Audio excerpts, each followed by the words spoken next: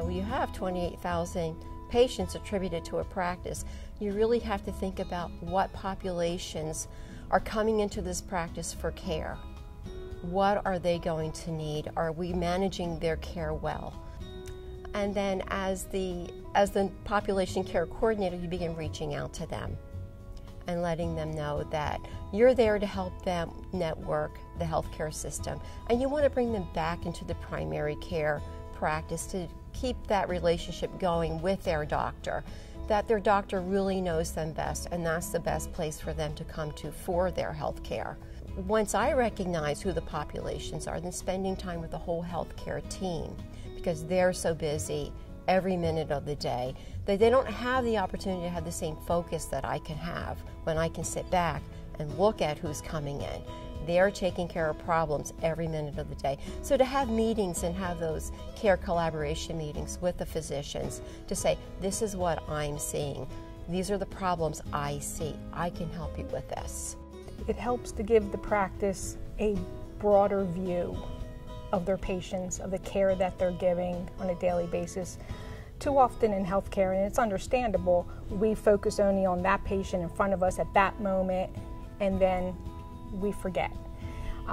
So the population care coordinator can really look at the practice from a global standpoint and see what's working, where there's opportunities for improvement, how all the diabetics as a whole are doing, not just that one person in front of you at the time. So I think that it gives a different perspective, and doctors or any providers, they don't have the time, in their day-to-day life with their patients to be looking at it from that perspective. It's no different. Our society is customer-oriented, quality-based. Our banks are open Saturdays and Sundays now. They have evening hours. There's, you can bank online. You can do everything online.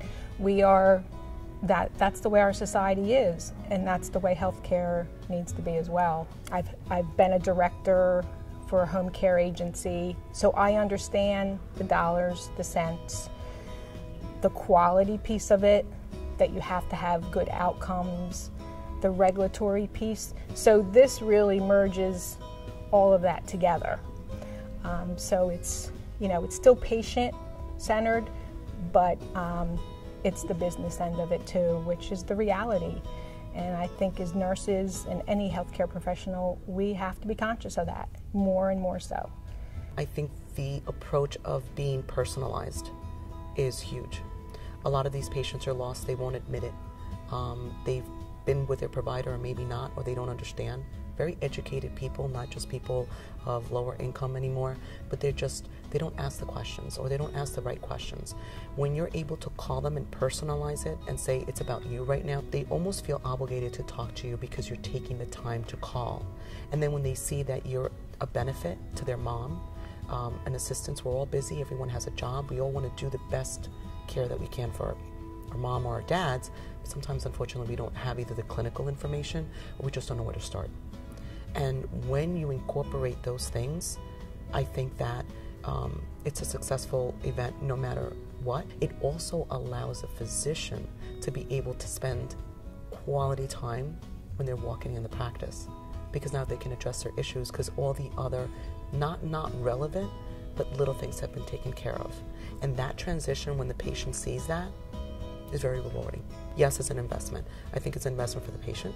I think it's an investment for the physician and the practice itself, because if you make those patients happy and you keep them healthy, at the end of the day, that's what we're all working for.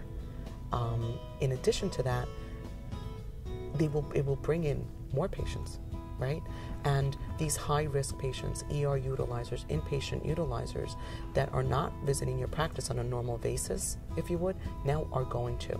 So your ER user, or your healthy 45-year-old male who feels that they really have no need to go to the hospital, when they go to the emergency room, now you say, you do. So your opportunity of bringing patients in to increase your revenue, if you would, is also feasibly there. So my goal as an RN is to advocate for the patient. And by advocating for the patient, I'm going to give them the knowledge and skills how to manage their chronic illness. I'm going to do this with with the physician in the office, a team-based approach, so that eventually these patients can manage their chronic conditions, which will help the office function more effectively, and physicians will be able to see more patients, and everyone will know their role in the office. Patients love it. I have to say they're especially thankful when I call them after they get home from the hospital. They like seeing me. I go to the hospital and see them also, so they like seeing me in the hospital, especially if it's somebody who's got a chronic problem and they've been sick a lot and they see somebody that they know. They like that, but then also having somebody reach out to them after they get home and go over their medications with them, go over their discharge instructions. Sometimes they're so nervous or anxious to just get out of the hospital that they don't really listen to everything that they were told, so it's nice to just review it with them ahead of time.